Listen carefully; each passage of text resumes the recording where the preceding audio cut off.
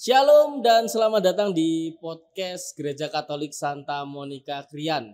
Bersama saya Adi dan narasumber kita pada kesempatan kali ini adalah Pak Uman.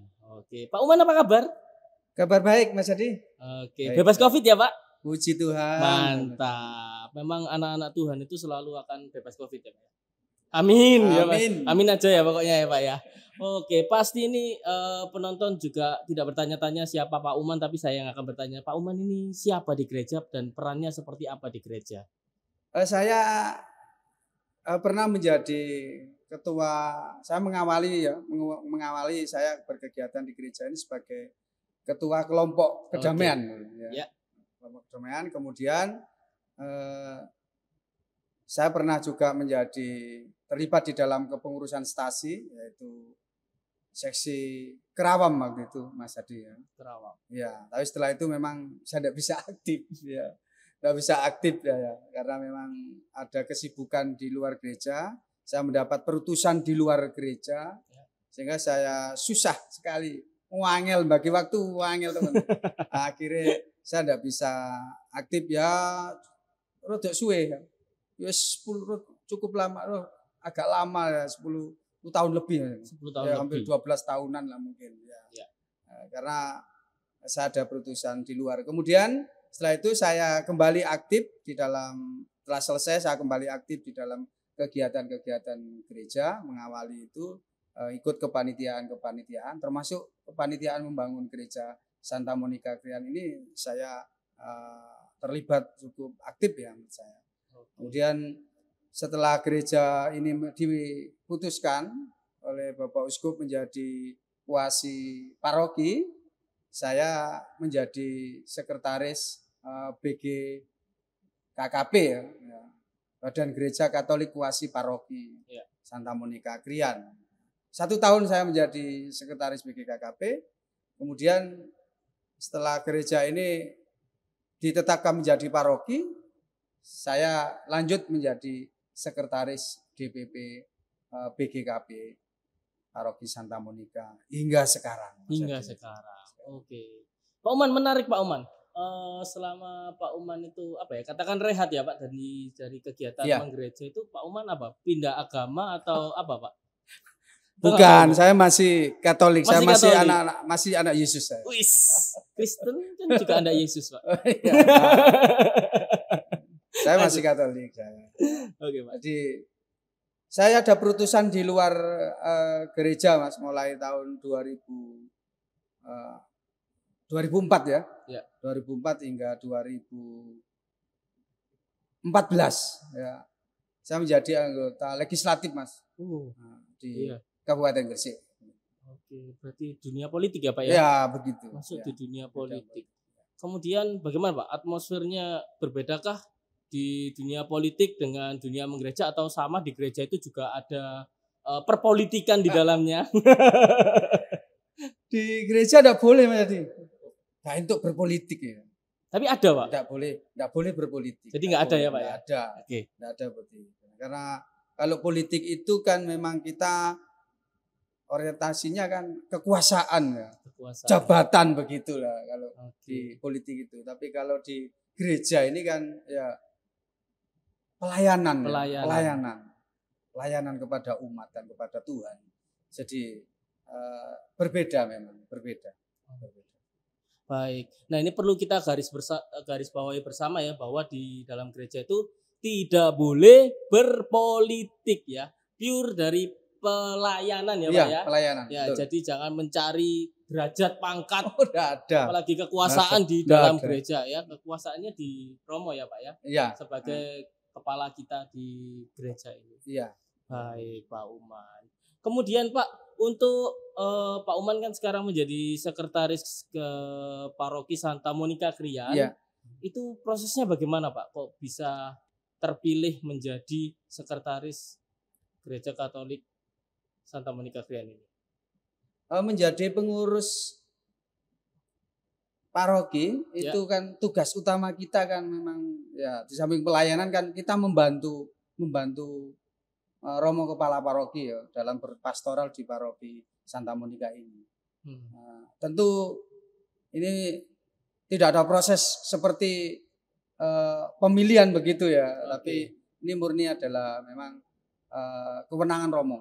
Kewenangan Romo untuk menunjuk seseorang atau umat agar bisa membantu beliaunya di dalam tugas-tugas pastoral di paroki ini.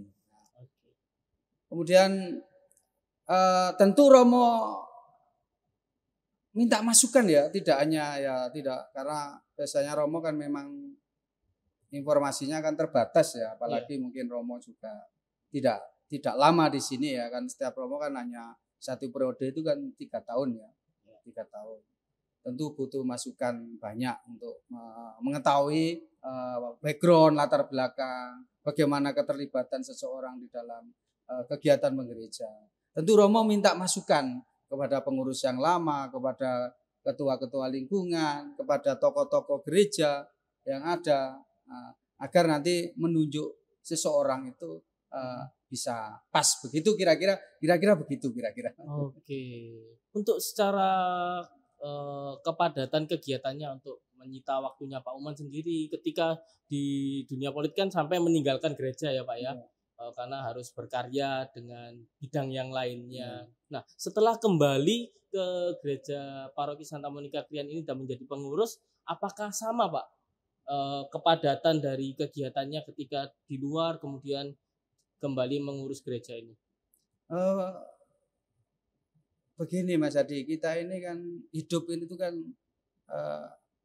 kita harus bersosial ya, harus tidak hanya memikirkan keluarga saja ya begitu ya. Tapi kita juga harus bersosialisasi. Ya kita mengalir saja. Karena memang kebetulan menjadi pengurus, tentu kita juga harus bisa membagi waktu ya, antara keluarga dan juga mengurusi gereja. Ya kita ibaratkan ya, saya mengibaratkan saya mempunyai 2 keluarga ya. Bukan 2 keluarga, bukan 2 istri ya. Atau itu harapan? Tidak boleh ya. Oh ya tidak boleh. Katolik karena Katolik ya Pak ya. Harus satu. Harus satu. Sekali seumur hidup begitu.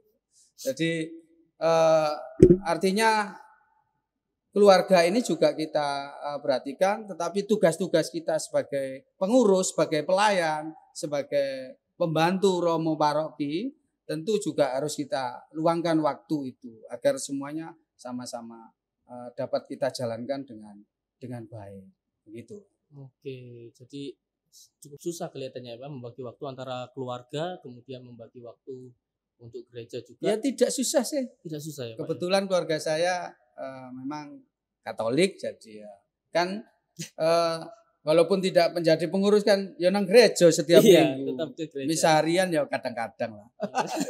Kadang-kadang ikut. Nah, di saat kita ke gereja itu juga kita kan banyak teman. Pengurus gereja itu kan tidak hanya saya. Ada kerjasama di situ Pak. Ada kerjasama. Ada 4 bidang, ada seksi-seksi, banyak gitu. Gitu ada. Kita bekerja sama.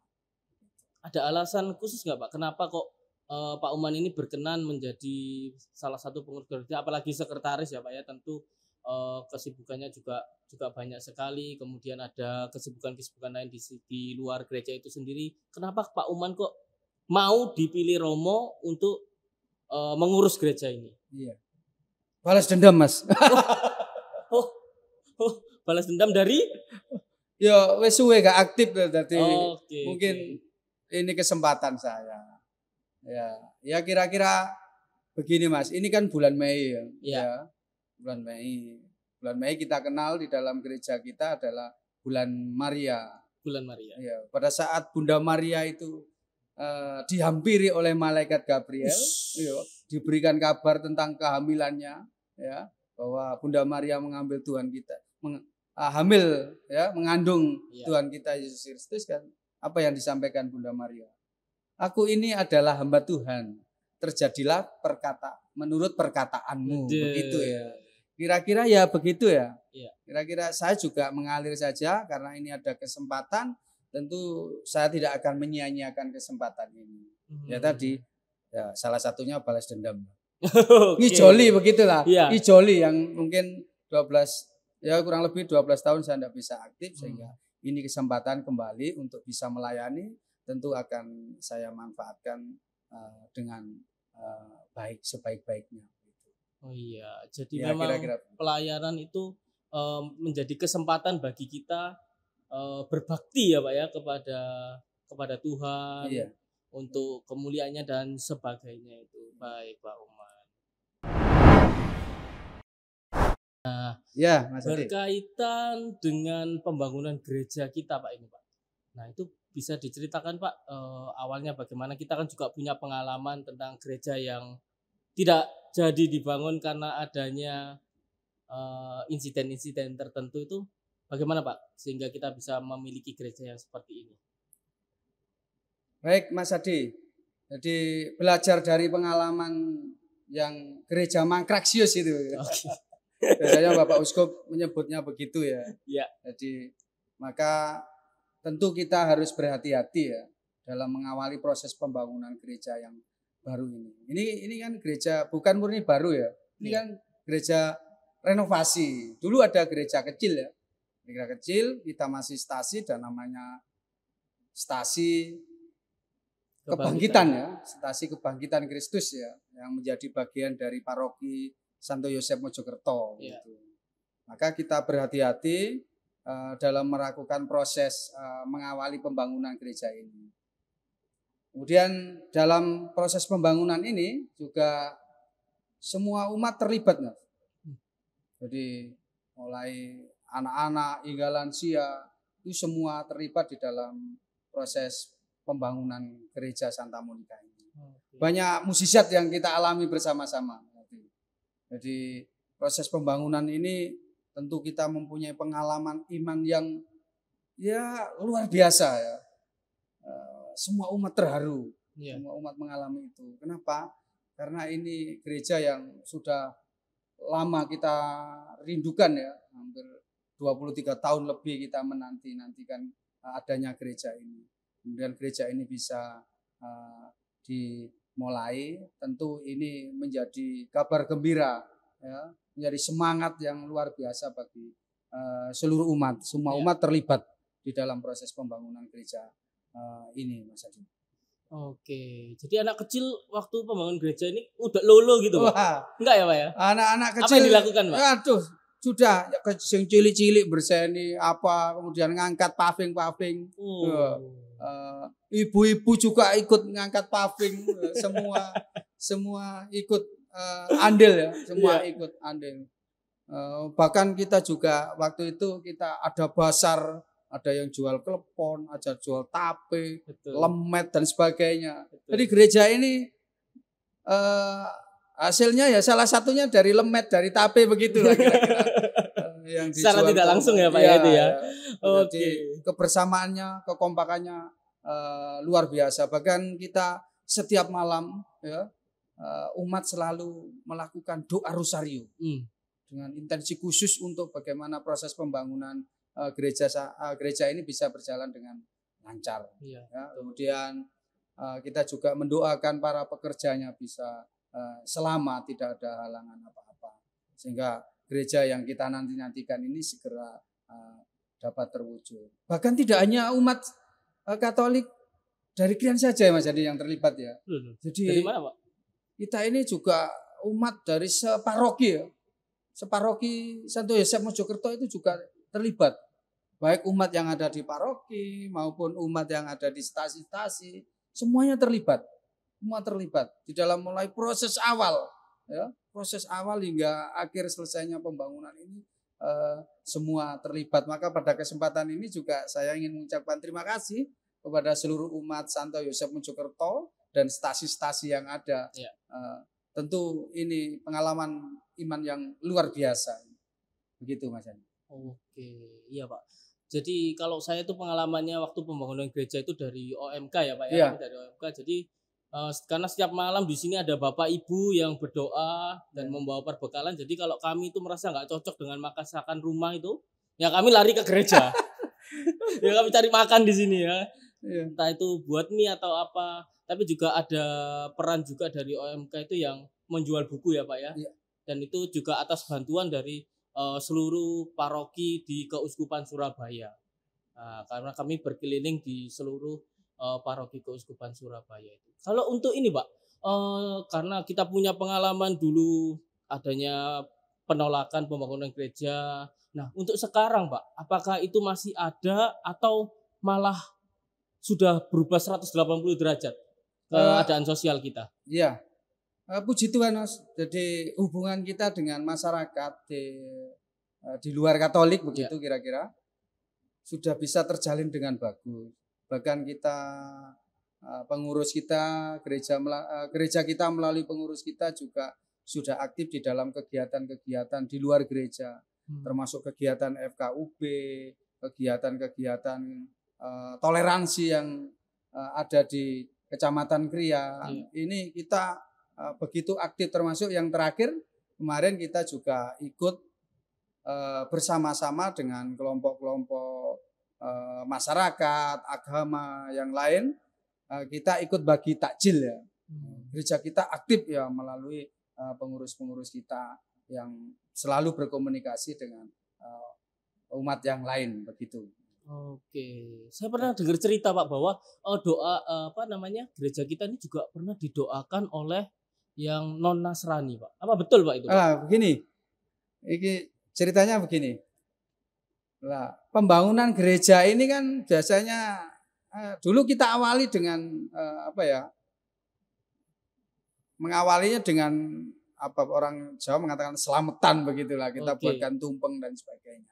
Tapi pada malam hari H peletakan batu pertama itu kita selamatan begitu. Tapi yang hadir itu umat warga sekitar ini dengan tokoh-tokoh agama yang ada di Kecamatan Krian ini. Campur gitu ya Pak? Iya. Dan waktu itu Pak Lurah Krian juga hadir, dan doa yang digunakan pada malam peletakan pertama itu doa secara Muslim, secara Islam.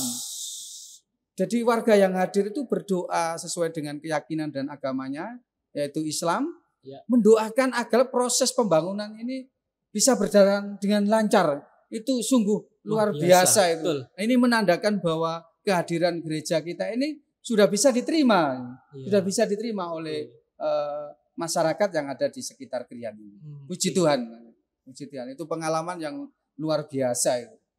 Dan itu sekaligus menunjukkan bahwa masyarakat di Krian ini toleransinya sudah tinggi, sudah baik, dan harus kita jaga bersama. Iya betul, ya, Pak, ya? Harus kita jaga terus. Jangan sampai kemudian apa yang sudah terjalin dengan bagus ini justru kita yang akan membuat mencoreng itu. Maka dari itu kita harus terus aktif. Kita tidak boleh hanya terkungkung di dalam gereja ya, tetapi kita juga harus berani berhubungan dengan orang-orang yang ada di luar gereja itu. Gereja Katolik Paroki Santa Monica Krian. Nama Santa Monica Krian itu didapat dari mana, Pak? Nama Santa Monica Krian, tapi sebelum itu ada sebetulnya. Tidak hanya Santa Monica yang muncul waktu itu ya. Yang muncul itu ada nama Santo Agustinus. Santo Agustinus. Anaknya Santa Monica. Oh, anaknya, baru kenal. Ya, jadi dulu kita putuskan bersama-sama ya dengan tokoh-tokoh gereja, ketua lingkungan, dengan pengurus gereja, dengan romo. Itu kita bermusyawarah kira-kira kita pakai nama apa, karena dulu kan gereja kita namanya Stasi Kebangkitan Kristus. Nah, kita tidak tahu itu tanggalnya berapa kita untuk memperingatinya itu. Maka biar keren begitu ya. Biar keren, kemudian kita ganti menjadi kita carikan nama Santo atau Santa. Akhirnya setelah muncul dua nama itu kita sepakati menjadi nama Santa Monica. Santa Monica. Kenapa Santa Monica? Iya, kenapa itu, Pak? Itu pertanyaannya. Ada ini, Mas. Jadi setiap santo itu kan mempunyai cerita ya, perjalanan hidupnya. Jadi perjalanan hidup Santa Monica ini hampir mirip-mirip dengan perjalanan iman umat Katolik Krian ini. Jadi selama berpuluh-puluh tahun Santa Monica ini selalu bertekun di dalam doa. Karena Santa Monica ini kan suami dan anaknya ini kan ya rodok-rodok nakal begitulah. Okay. Jadi di dalam ceritanya itu begitu, agak nakal ya. Sehingga jauh dari Tuhan ya. Maka Santa Monica ini bertekun di dalam doa setiap hari ya. Bahkan sampai mengeluarkan air mata dan sebagainya. Pokoknya bertekun di dalam doa sampai lebih 17 tahun ya. 17 tahun. Doa itu baru terkabul. Doa itu.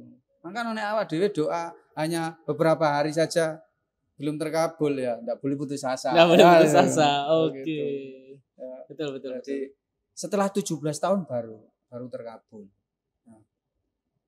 Nah, Agustinus dan suami Ibu Santa Monica ini bertobat dan mengikuti jalan Tuhan. Nah, perjalanan ini kan hampir mirip dengan perjalanan kita. Ya. Perjalanan umat Katolik yang ada di Krian. Kita selalu berdoa berpuluh-puluh tahun, bahkan lebih lama mungkin ya. Ya, sebelum gereja Mankraxius dibangun itu kita sudah berdoa untuk memiliki gereja. Tetapi kemudian proses pembangunannya tidak lancar, ya, kita berhenti pembangunan gereja Mankraxius, tapi doa kita terus, justru doa kita semakin menggebu-gebu, semakin menggebu-gebu. Tidak tahu kita kapan doa kita akan dikabulkan oleh Tuhan. Terus kita berdoa di dalam gereja, di dalam kegiatan-kegiatan lingkungan, ya. Itu juga dimohon untuk mendoakan bagaimana gereja bisa dibangun di Krian ini. Akhirnya pada saat setelah sekian lama kita selalu berdoa, kurang lebih 23 tahun, baru gereja Santa Monica ini bisa berdiri. Oke. Gitu. Jadi akhirnya kita pakailah nama Santa Monica yang rodok-rodok mirip lah. Kisah hidupnya. Walaupun mungkin mungkin ya berbeda ya, mungkin Ibu Santa Monica lebih soro ya begitu ya. Kita kan.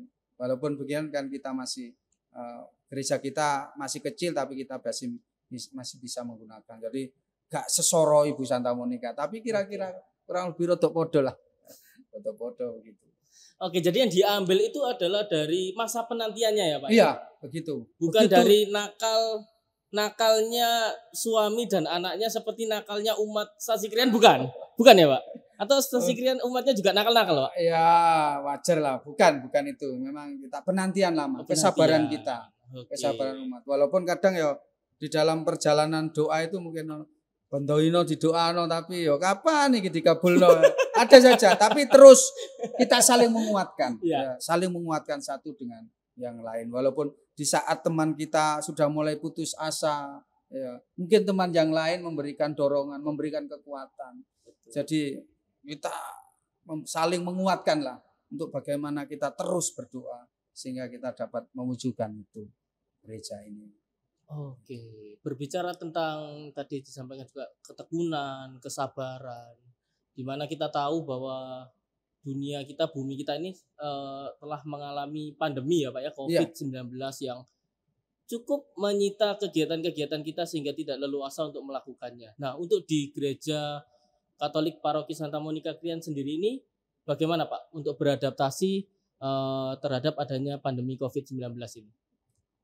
Selama COVID ya ini memang pengalaman yang ya luar biasa lagi ya pengalaman ini, karena semangatnya kita memiliki gereja baru, inginnya setiap saat, setiap hari pergi ke gereja, ya, nyambangi gereja, tapi pandemi gak oleh nang gereja. Waduh, wah kayak umat yang protes begitu lah kira-kira. Ya, banyak umat mosok ning gereja kok dilarang karena memang Romo dan kita sebagai pengurus juga selalu mentaati apa yang telah ditentukan oleh pemerintah dan juga oleh Bapak Uskup.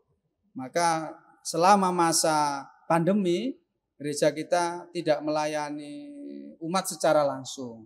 Jadi kegiatan-kegiatan gereja, misa, kemudian pelajaran-pelajaran, persiapan katekumen, persiapan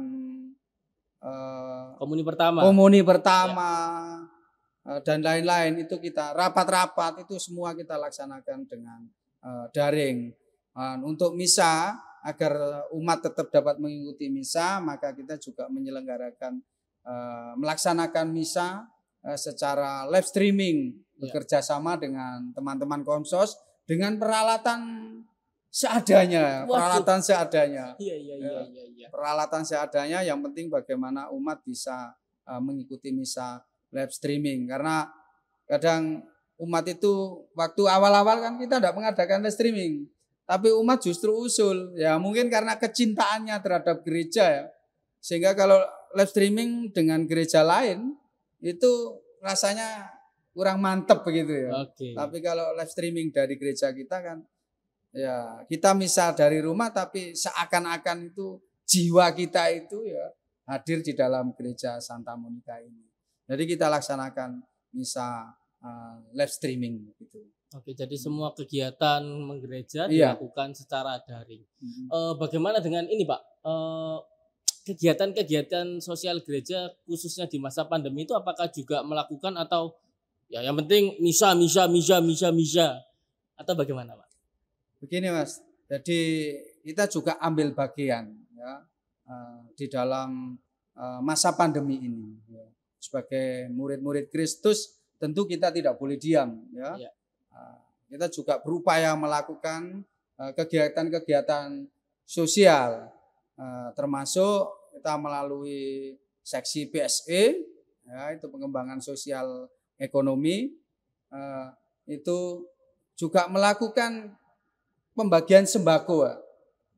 Jadi kita memberikan bantuan sembako kepada seluruh umat dan lingkungan gereja ini, warga di lingkungan gereja yang memang terdampak karena pandemi ya, terdampak ekonominya, terdampak ekonomi, banyak yang di PHK, ibu-ibu atau bapak-bapak yang mungkin biasanya bisa berjualan itu karena masa pandemi itu dibatasi sehingga tidak ada pemasukan, maka gereja hadir melalui seksi PSE itu memberikan bantuan sembako, memberikan bantuan sembako. Ya beberapa kali, tidak sekali tapi beberapa kali. Ya.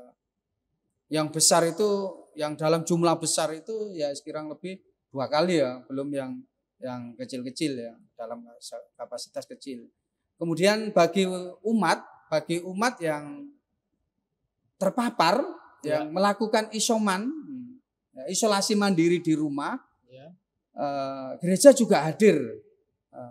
Gereja juga hadir melalui seksi PSE dengan memberikan perhatian secara khusus, ya, baik obat-obatan yang dibutuhkan, kemudian kebutuhan makan, kebutuhan sehari-hari yang dibutuhkan selama umat itu melakukan isoman, itu kita usaha juga memenuhi, walaupun kemudian umat itu juga menerima dari pemerintah ya, tapi gereja juga tetap memberikan perhatian, memberikan sumbangan itu. Begitu Mas. Oke, jadi gereja sendiri melalui pengurus-pengurusnya itu tidak hanya berfokus kepada kegiatan liturgis, tetapi juga memperhatikan lingkungan kita, apa yang sedang terjadi pada dunia kita pada saat ini ya Pak. Iya, betul. Oke. Pak Oman, terakhir Pak, kesan dan pesan selama menjadi pengurus dan untuk pengurus lainnya bagaimana Pak? Kesan ya? Yes. Semua berkesan menurut saya. Semua yang kita lakukan di gereja Santa Monica Krian ini semuanya berkesan Mas. Okay. Ya memang terutama pada saat kita mampu melaksanakan kegiatan-kegiatan besar ya seperti Paskah, Natal dan kegiatan-kegiatan besar yang lain yang dilakukan di gereja Santa Monica ini. Semuanya sangat berkesan, sangat berkesan. Semuanya sangat berkesan karena umat kompak dan acaranya juga umat selalu hadir banyak. Ya. Jadi setiap kali kita undang itu umat antusias sekali. Teman-teman pengurus panitia juga luar biasa ya, semangatnya, kerjasamanya, sehingga tidak ada yang paling berkesan ya, tapi semuanya berkesan menurut saya begitu. Oke. Jadi saya merasakan itu. Pesannya Pak untuk pengurus-pengurus pengurus-pengurus dari Paroki Santa Monica Krian ini? Ya, terus semangat, terus melayani karena ini kesempatan ya. Oke. Ini kesempatan bagi kita untuk bisa melayani Tuhan, melayani umat. Ya, anu lagu nih jadi. Oke. Apa Pak, lagu apa Pak ini Pak? Ada ya lagunya mungkin begini. Hidup ini adalah kesempatan. Hidup ini untuk melayani Tuhan. Jangan sia-siakan waktu yang Tuhan beri.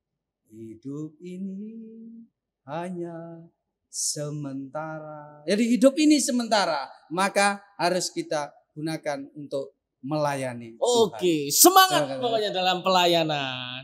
Oke, baik. Terima kasih Pak Uman atas waktu yang Sama-sama, diberikan untuk kesempatan kita berbagi informasi bersama umat yang lainnya. Dan kita akhiri perbincangan kita pada kesempatan hari ini dengan tanda kemenangan Kristus dalam nama Bapa dan Putra dan Roh Kudus. Amin.